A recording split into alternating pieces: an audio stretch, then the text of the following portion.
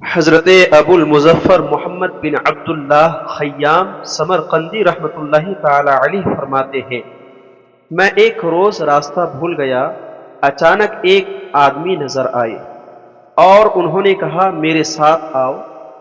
میں ان کے ساتھ ہو لیا، مجھے گمان ہوا کہ یہ حضرت خضر علیہ الصلاۃ والسلام ہے۔ میرے استفسار پر انہوں نے اپنا نام خضر بتایا۔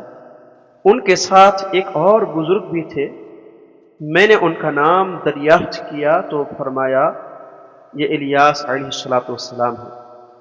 میں نے عرض کی اللہ پاک آپ پر رحمت فرمائے، کیا آپ دونوں نے حضرت محمد مصطفیٰ صلی اللہ تعالی علیہ وسلم کی زیارت کی ہے؟ انہوں نے فرمایا ہاں۔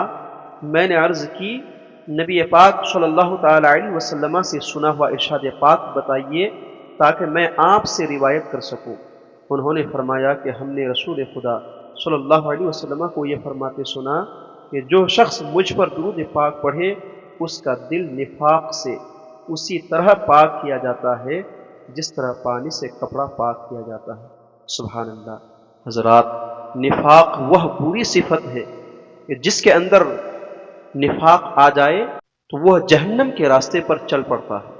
درود و سلام کی برکت سے اللہ تعالی بندے کو نفاق سے پاک کر دیتا ہے، لہذا ہمیں جہاں تک ہو حضور نبی کریم صلی اللہ تعالی علیہ وسلم پر کثرت سے درود و سلام بھیجنا چاہیے۔